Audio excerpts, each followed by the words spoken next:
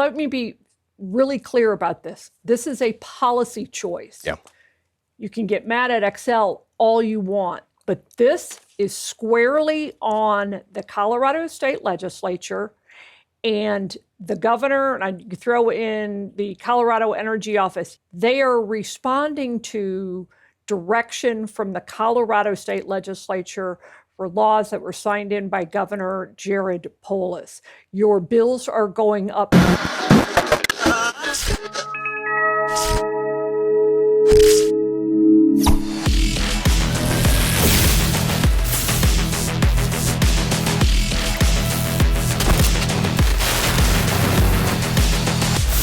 All right, ladies and gentlemen, welcome back to another episode of PowerGab, your go-to show for all things energy and environmental policy here in the state of Colorado. I'm Jake Fogleman, joined as always by my co-host Amy Cooke. For this week's episode, we have a special guest joining us and sort of an announcement to make about that guest who's returning on PowerGab. And we also want to talk about some pending rate increases that are coming for you Xcel customers out there. Sorry to be the bearer of bad news so early in the new year, but things are looking a little... not looking so good, both on the electricity side and the natural gas side. So I'll kick it to you, Amy, to get us started on those. Yeah, we're just going to rip the Band-Aid off. Xcel has asked for a 20.6% rate hike on natural gas. And I'll tell you what this is a direct result of. It is a direct result of the Colorado State Legislature with legislation signed by Governor Polis that has destabilized the natural gas business in Colorado. It is a high-risk business.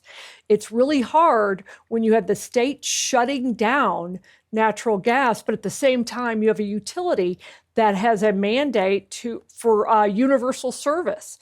So they still have to service people. They have to pay for pipes. They have to pay for infrastructure. They have to pay for all of that at the same time that the state is squeezing it. So what you're seeing is a 20% rate hike proposed by Xcel Energy to the PUC. So ultimately the PUC will decide. But in addition to that, they are also looking for a 10.75 ROE, or return on equity. That's their rate of return on their assets. And that's high. Yeah. I mean, we'll just say that's high. But here's the thing.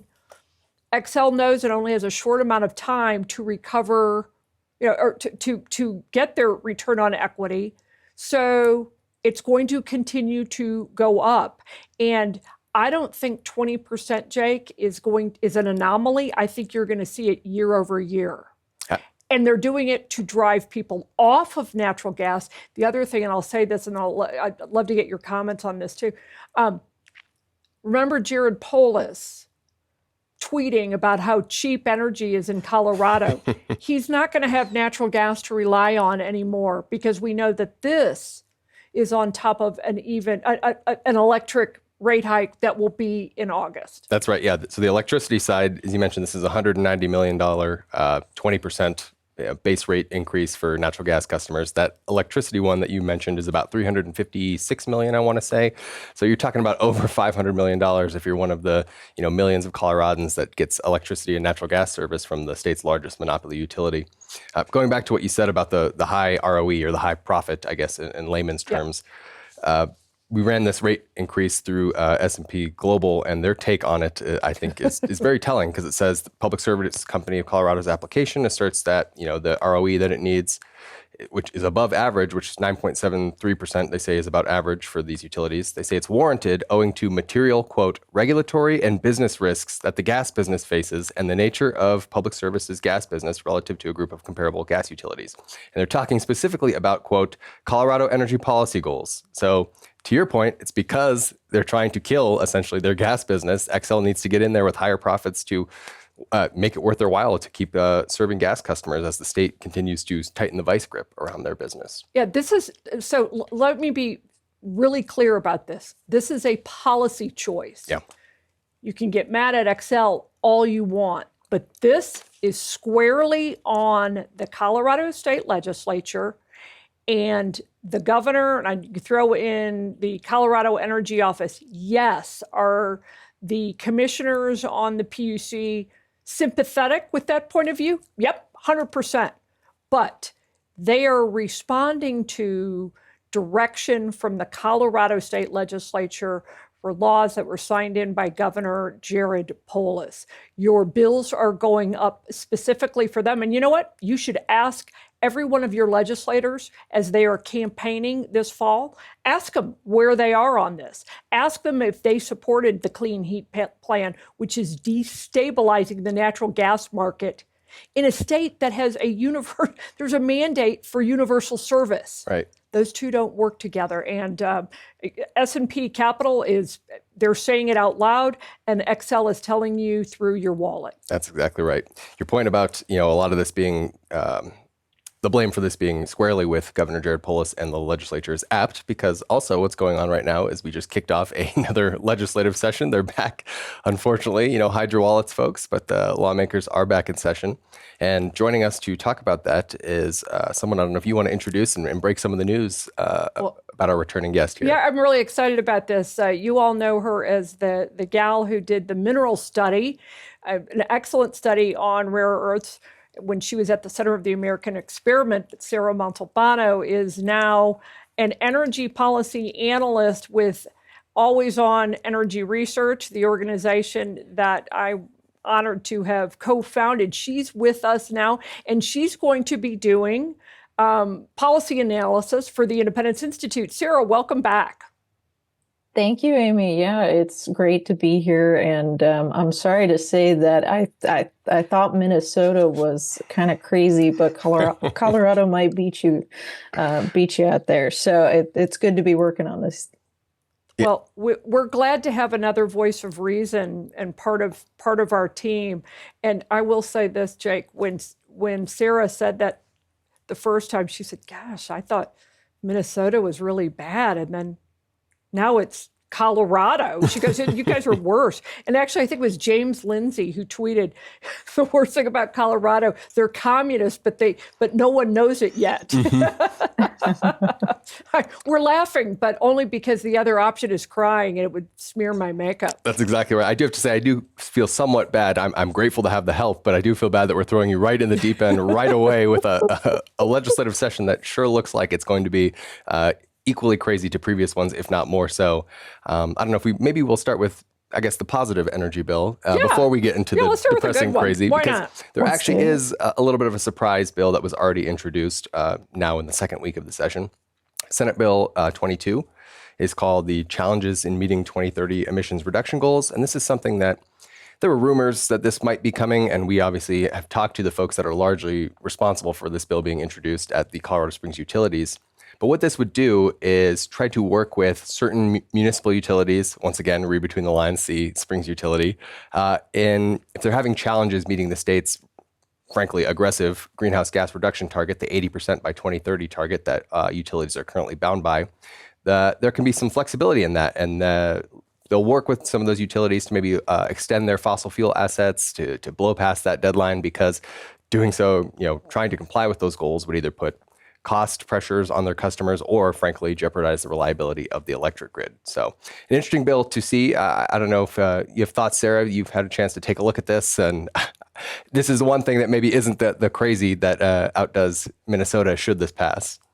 No, I think this is largely a good thing if it did pass. I assume we will see the usual kind of suspects opposing this, but I think it's really telling, too, that the language in this bill, I've read it pretty carefully at this point, and the language is so clear that they would like to try to do this, but it's just a feasibility question, and that they certainly can't do it by these timelines, and they just need extra time, which I think is absolutely the truth. It wouldn't be feasible on the timeline that it's required by the state.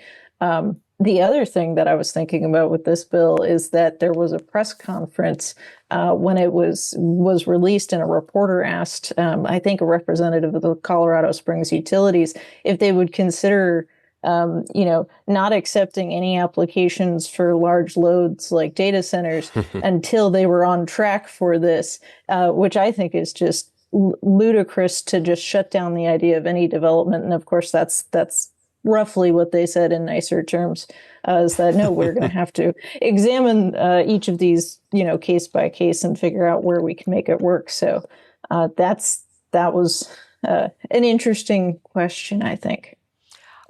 What I thought was interesting about this, and it's just stuff that you don't always know, because you think, well, what happens if they just don't meet it? Because let's face it, Colorado as a whole did not meet its 2025 emissions targets. Good point. They're off by that, and I gotta say, part of it is the whole reliability thing, because you have utilities that have a mandate to serve. And right now, you can't even purchase wind and solar at the quote low cost that everybody seems to think that you can. There will be opportunities when we go into Southwest Power Pool or whomever utilities choose. I know that Colorado Springs is going into SPP. But the problem is they have all of those receipts showing, listen, we tried to go out on the spot market. We actually, not even the spot market. We tried to go out and actually purchase this the power, and they can't. They can't purchase it for any kind of a reasonable cost. And so if you shut down Ray Nixon and have to replace it, the amount you'd have to replace, what is it, about 250 maybe not even quite, let's say it's 200 megawatts, you probably have to replace it with at least 800 megawatts of purchased wind, solar, and storage, and at much, much higher prices. So you think, okay, well, so you don't meet it. You don't meet the requirement. Well, then guess who lines up to sue you? All of those groups that Sarah, you alluded to, the 350colorado.org, the Sierra Clubs, Earth Justice, they're just going to be lined up to sue them, to sue the Colorado Springs utility, unless they get legislative relief. Yep. And that's part of the problem. I think you're exactly spot on there. One thing that I do think is interesting, obviously this is early days in the session. We don't know where this bill is going yet. I don't even believe it's been scheduled for its first committee hearing yet. But one thing that I really piqued my interest, aside from this being a relatively positive energy bill for once in the state of Colorado, is who is carrying this bill. So you might think bill to loosen climate regulations, oh, that's just a Republican messaging bill or whatever, that's dead on arrival. This actually has a bipartisan, bicameral sponsorship. So Senator Mark Snyder, who's a Manitou Springs Democratic senator, and Representative Amy Pascal, who's also a Southern Colorado Democrat, have signed their name onto this. So this has bipartisan support, which gives me, I think, a little bit of optimism that we may see energy realism finally dawn on some folks down at the Gold Dome. We won't know yet until it reaches its first vote, but that's something I think PowerGab listeners should definitely keep an eye on, just the fact that this is introduced with bipartisan support. And clearly, some people are paying attention to the massive red flags that the utilities are waving in this state. Now, for grounds for not so much optimism, there are plenty of bills that have already been introduced that we certainly have our eye on for different reasons. One that I know, Sarah, you have also taken a look at, and this concerns the hot button issue of the day in energy, and that's data centers. Amy and I have spent many hours on this program talking about how Colorado might as well have a sign that says not open for business for data centers, as it is. And it looks like some lawmakers want to make that problem worse. There's a bill that was introduced called House Bill 1030, cheekily titled Data Center and Utility Modernization. Who could be opposed to modernizing our utility system for these data centers? Why don't you go through a little bit, Sarah? What is this bill trying to do? What does it do? So HB 1030 is an interesting piece of legislation. And if you've seen any news articles about it, you'll notice, and Jake, kudos for pointing this out to me earlier, but all of the news is painting this as the friendly data centers bill. This is the nice one with the incentives. And going through and actually reading it, I find that hard to believe. It creates a new 9-member bureaucracy, some authority that's going to certify data centers. And to become certified, they have to meet a host of prevailing wage and union requirements. And I think really the poison pill of this is that they have to commit to energizing their projects with a 3-to-1 ratio of nameplate capacity for clean sources versus the so-called emitting sources. And so after 2040, then they have to be 100% clean. So there's no way out of that. Alternatives in the bill is that they can essentially buy clean energy credits for this. So I see it a little bit as a way to kind of backdoor create a carbon market, but only for this sector. And so if they manage to meet all of these requirements, the data centers will get a 100% sales and use tax exemption on the qualifying goods. But I'm not sure that it would achieve what it sets out to do, nor is it something that I think data center developers want to sign up for. I find that really hard to believe. So I've actually looked at data centers in Colorado. There's roughly 55, 60 of them, just depending on which public data source you have. And the state with the largest amount of data centers is Virginia, and has 600. Texas has something like 300 or 400. California has 300. I just want you to think about that. California has 300. We have 50 to 60. Now they'll say, well, they've got a larger population.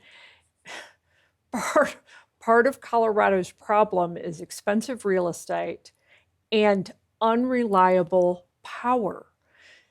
And so there is nothing in this bill that takes care of that power reliability problem. In fact, it just makes it worse. I mean, they've told you, they've said it. The developers have said it. When they've been asked, can you power a data center with 100% wind, solar, and batteries? And the answer is no, they can't. This is a Wyoming economic development program. That's where they're going to go. I mean, why wouldn't you? One, you're going to have way lower costs. And two, you're going to have reliable power. Three, you'll probably have cheaper real estate too. The idea that giving them 100% sales and sales tax credits for, what is it, like 25 years? It's nuts. It's nuts. If they would just allow them speed to power, like a consumer regulated electricity, there's something you all should consider. They just allow speed to power and reliable power, they wouldn't have to do any of those other things. And think about our budget shortfall in this state is what, 850 million right now, and working its way up. Don't worry, it'll hit $1 billion. But at the time that we have that problem, and we have people saying the problem with Colorado is reliable power, what do? They double down on unreliable power and give away money. The economic illiteracy is stunning. That's why it makes me chuckle so much. It's Colorado doing what Colorado does best. It's the whole conceit of this is we're going to go out and try to be attractive to data centers, because I think I've heard some lawmakers acknowledge that they're losing out on business to Wyoming and Utah, and they're wondering how can we get in the game. I know it will craft a policy that will tantalize those data center operators to come here.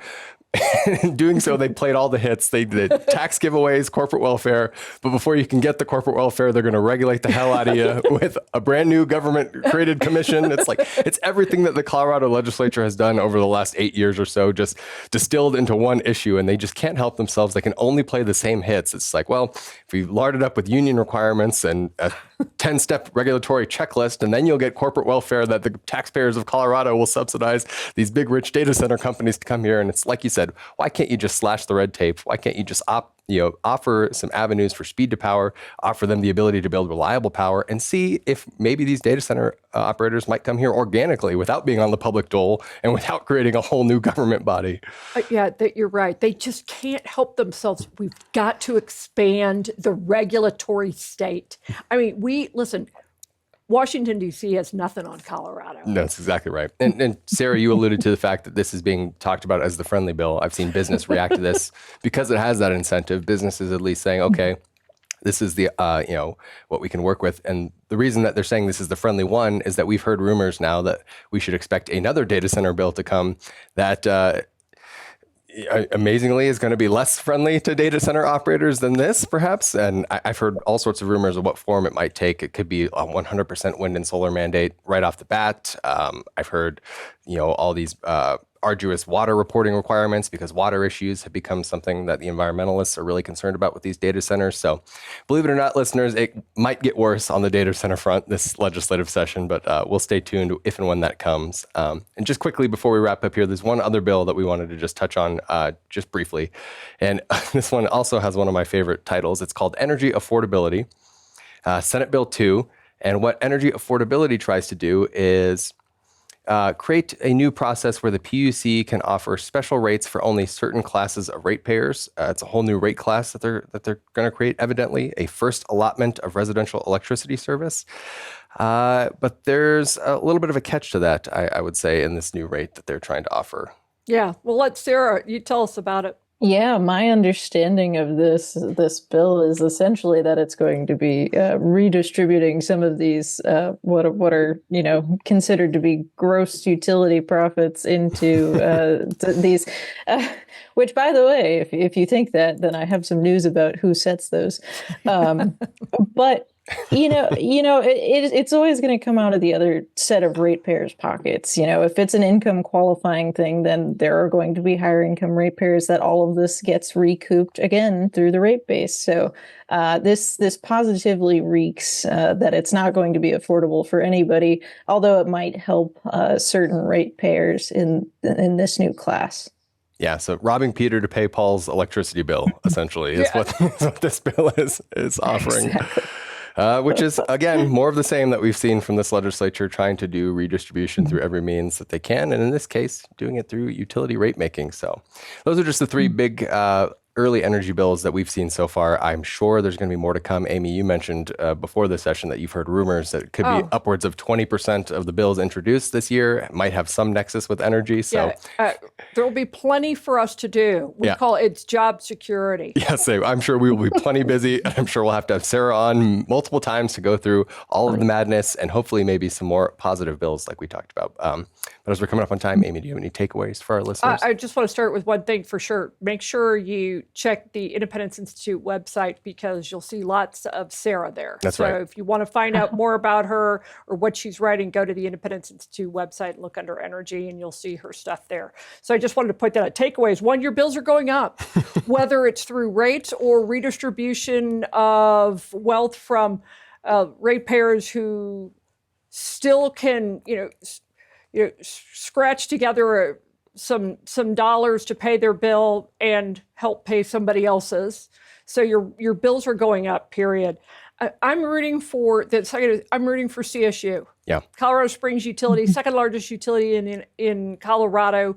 To me, they're the first ones out of the gate to just openly say we can't do it. Yeah. It's not going to work. We can't. They only have, what do they have, 200,000 customers or something. There's we just can't do this without essentially bankrupting our ratepayers. So rooting for Colorado Springs Utility and Wyoming for the economic development we're going to be sending their way. Last thing is firm your own grid. Power is going to get more unreliable. It's also just going to get more expensive. So firm your own grid, get a generator, and we are here to help you do it. Remember our contest. I promise we are going to get to some of the comments, but here's the thing. This is all you have to do between now, the end of the legislative session. Remember, we have plenty to talk about. You come back, watch PowerGab, make comments about the show, and Jake and I, and we'll even add Sarah into this, we'll come up with the comments we think are the most clever. They're funny. If you start mocking us, you know what? It's our show. We'll just toss them out. But if you're funny, clever, say something pithy, we'll pick the best ones. Then we're gonna put them out on the website and let folks vote on the best one. Whoever has the best quote or comment, you get this beauty, the Predator, super quiet inverter. We're trying to help y'all firm your own grid. So yeah, I'll leave it with that, but make sure you participate. Any show between during this legislative session, your comments, get them in. Make sure you tune in. But that does it for us on another episode here of PowerGab. If folks like what they saw, they can head over to powergab.org to check out our entire back catalog. We produce new episodes every single week. We're also available wherever you get your audio-only shows, whether that's Spotify or Apple Podcasts. And if you'd like to reach out to us to suggest future show topics or guests you'd like to see us interview on the show, you can send those ideas our way at info@powergab.org. We always love hearing from you guys. But until next week, we'll see you.